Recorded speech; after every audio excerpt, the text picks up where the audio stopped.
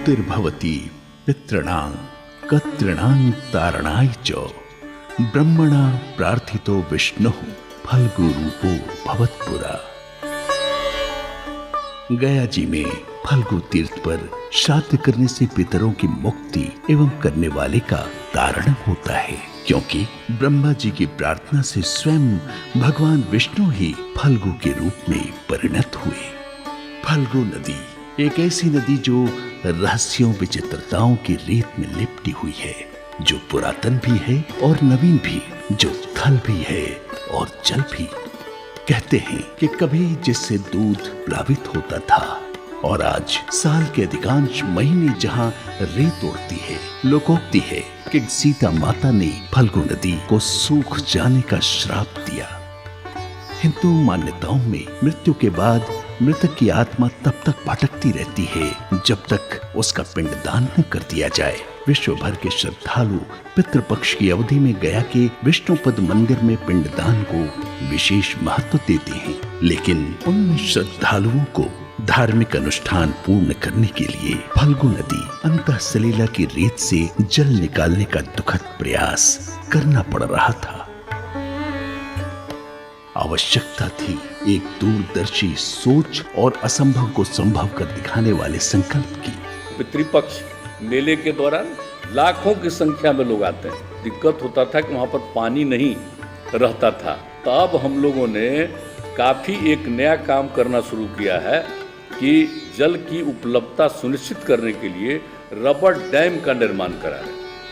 माननीय मुख्यमंत्री श्री नीतीश कुमार के निर्देश पर जल संसाधन विभाग द्वारा विष्णुपद मंदिर के निकट फल्गु नदी में पूरे वर्ष कम से कम 2 फेट पानी उपलब्ध कराने की योजना गहन अध्ययन, विस्तृत तकनीकी जांच और IIT रुड़की के तकनीकी विशेषज्ञों के सहयोग के पश्चात बनाई गई। अब वो बड़ा तेजी से हो रहा। हमको 3-4 राउंड जाकर के हम देख चुके। लगभग वो काम भी पूरे तौर पर ये सब लोग पूरा कर रहे हैं।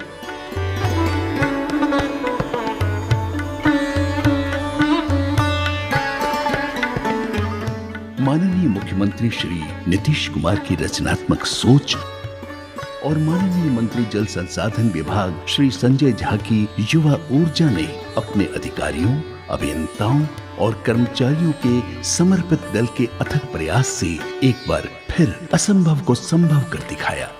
पहले इसका जो डेडलाइन था वो था अक्टूबर 2023 जब काम शुरू हुआ, लेकिन जब मुख्यमंत्री जा करके वहाँ रिव्यू किए, उन्होंने कहा कि नहीं, कोशिश कीजिए आप लोग इस साल पितृपक्ष 2022 से पहले इस काम को पूरा किया जाए। डिपार्टमेंट ने भी चैलेंज के रूप में लिया और डे नाइट काम करा के 2022 अगस्त तक ये योजना पूरा हो जाएगा। और वो जो असंभव सा एक स्वप्न दिखता था, वो इन सोच और प्रयासों से समय से पहले वास्तविकता में परिवर्तित हो गया।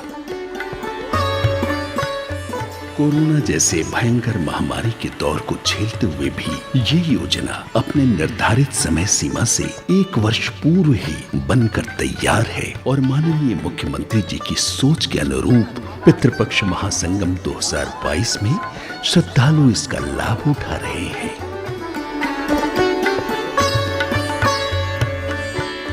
अब गया के विष्णुपद मंदिर के 300 मीटर डाउन स्ट्रीम में फल्गु नदी पर 3 मीटर ऊंचा और 411 मीटर लंबा रबर डैम है, जिसमें 65 मीटर के 6 स्पैन है।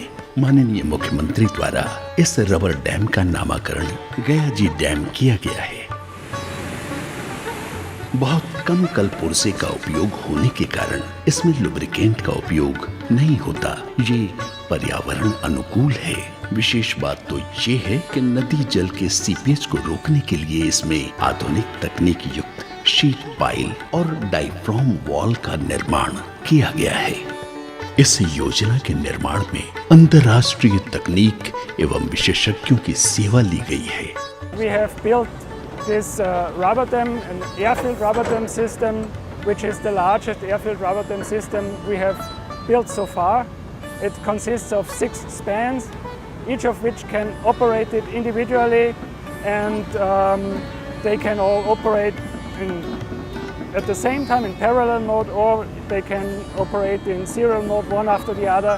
it is up to the operator to decide what mode they apply, and I'm really excited that it got finished so fast. We have international customers, so we also work for Hydroconstruct, and this is one of our largest rubber dams so far, and also the complexed ones. पहले विश्व भर के तीर्थयात्री तर्पण के लिए फल्गु नदी में जल ढूंढते हुए इधर उधर भटकते, क्लांत मन और शरीर से रेत खोदते रहते थे।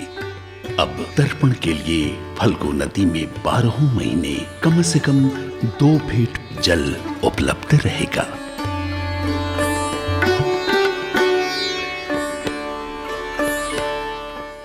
बड़ी बात यह है कि इससे गया के जल स्तर के रिचार्ज पर भी सकारात्मक प्रभाव पड़ेगा, जहां पर गर्मी में पेयजल की गंभीर समस्या बनी रहती है।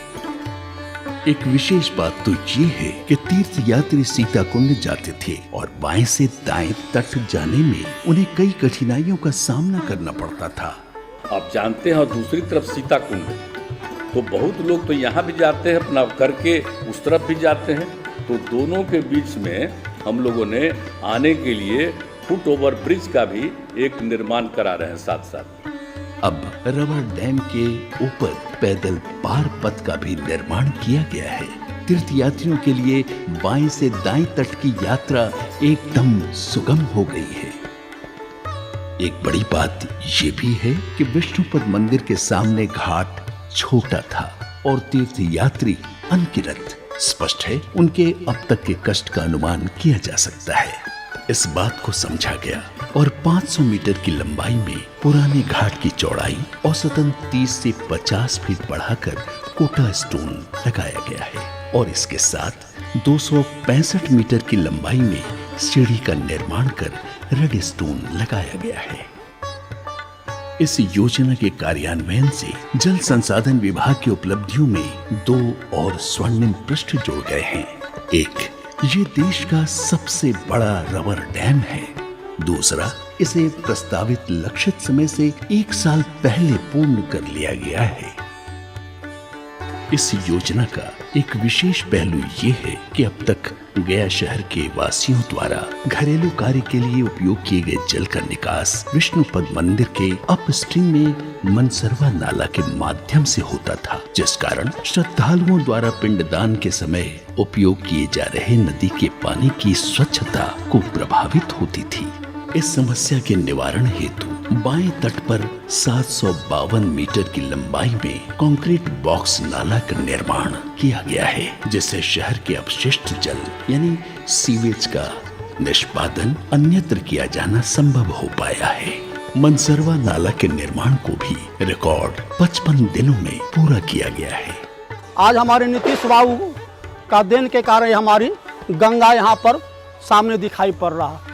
न तो जेठ का महीने में तपती हुई धूप के समान पैर जलता था। करीब 12 साल पहले मैं आया था वहाँ। उस समय बहुत मतलब सूखा सूखा लगता था एंड लगता था कि it was there dryness there. अभी तो डैम बनने की वजह से काफ़ी अच्छा लग रहा है, माहौल सुहाना लग रहा है। पूर्वज लोग कहानी बताए थे कि सीता माता का श्राप है, यहाँ पानी नहीं रहता है, खोदो तो निकलता है करके। अभी देखे तो अजीब टाइप का लग रहा है कि कैसे पानी आ गया, लेकिन अब अच्छा लग रहा है। इस सफल प्रयास से जहां एक और तीर्थयात्रियों के चेहरे पर संतोष का भाव है, वहीं ऐसा प्रतीत होता है कि फल्गु नदी भी अपने जल प्रवाह को देखकर अपनी कलकल जलधारा के माध्यम से खिलखिला उठी है।